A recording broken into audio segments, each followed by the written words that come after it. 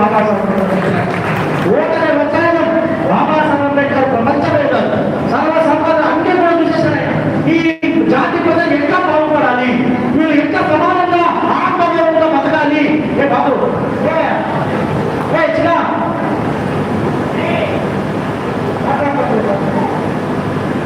బాబాసాహెబ్ అంబేద్కర్ ఎంత మేధావి, ప్రపంచ మేధావి.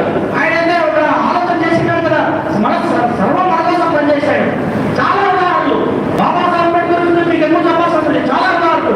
ఒక సందర్భంలో ఆయన రద్దు చెప్పిన మాట ఏంటి, ఒక 7 గంటల ప్రాంతంలో మహానుభావుడికి అయ్యా నేను ఇంటికి పోతానంటే ఆయన చాలా కాన్సన్ట్రేషన్ అదే విధంగా రాసుకుంటూ ఉంటాడు.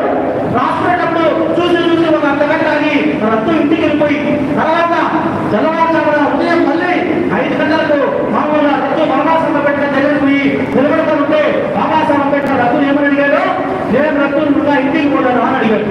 అప్పుడు రద్దు కన్నులు రాసుకుంటా అయ్యా నేను రాత్రి ఇంటికి పోవడమైంది, తిరగమైంది, పడతాడమైంది, తెల్లవారుజామున మళ్ళీ ఎక్కడ చేసి వచ్చినా మీరు చూస్తే ఆయన బాబాసాహెబ్ అంబేద్కర్ దయాపెట్టుకుంటే యూనియన్ పై పెట్టుకుని ఆయన రచనలు రాస్తా ఉంటే ఆయన కన్నీళ్ళు రాసుకుంటారు. రద్దు అడుగుతారు అయ్యా నేర్చుకోవచ్చు ఎందుకోసం ఇంత బాధపడుతూ ఉన్నావు, నీకు దయాపెట్టుకున్నట్టు కూడా ఆ యూనియన్ పై పెట్టుకుని మీరు రాస్తా ఉంటారంటే ఆయన చెప్పిన మాట రద్దు నాకు ఒంట్లో శక్తి అయిపోయింది, నాకు వయసు అయింది, నేను ఇక మూడు తిరగలేదు, మన ప్రజలు నేను చైతన్యం చేయలేదు, నేను ఒకటైతే చేయగలుగుతా, నా మెదల్లో ఉన్నటువంటి అన్ని కూడా పుస్తకాల ద్వారా నేను రాసి నా సమాజానికి ఇవ్వగలుగుతా, నేను మాట్లాడలేకపోయినా నా పుస్తకాలు మాట్లాడతాయి. నేను ఒకటే చెప్తా ఉన్నా, మన సర్వ సమస్యలకు మన జాతీయ సమస్యలకు ఒకే ఒక పరిష్కారం రాజ్యాంగ గారు చెప్పి బాబాసాహెబ్ అంబేద్కర్ చెప్పిన మాటలు మనం ఎప్పుడైతే పాటించగలుగుతామో అన్ని మాట్లాడతాం.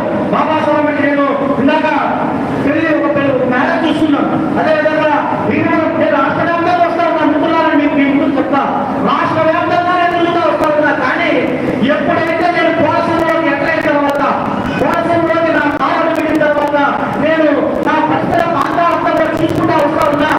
కనీసం 100 అడుగులు కానీ 1 కిలోమీటర్ ఒక చోట ఖచ్చితంగా బాబాసాహెబ్ అంబేద్కర్ యొక్క చిత్రపటం కనిపిస్తూ ఉంది. చాలా సంతోషం వేసింది.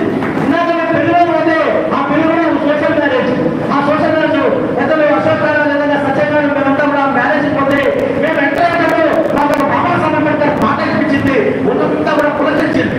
బాబాసాహెబ్ అంబేద్కర్ వైబ్రేషన్ అందరికీ కూడా, కానీ అంబేద్కర్ చెప్పితే రాజ్యాధికారాన్ని మాత్రం మనం పక్కన పెట్టేస్తా ఉన్నాం. కాబట్టి మనం ఈరోజు సమస్యల్లో పడిపోతా ఉన్నాము. మనం 2 కిలోమీటర్లు 3 కిలోమీటర్లు బాబాసాహెబ్ అంబేద్కర్ చిత్రపటం అంటే లక్షల రూపంలో కాలం రూపంలో పెట్టాం. కానీ బాబాసాహెబ్ అంబేద్కర్ చెప్పిన మాట మనం ఎప్పుడు మెదడులో తీర్చుకోగలుగుతాం.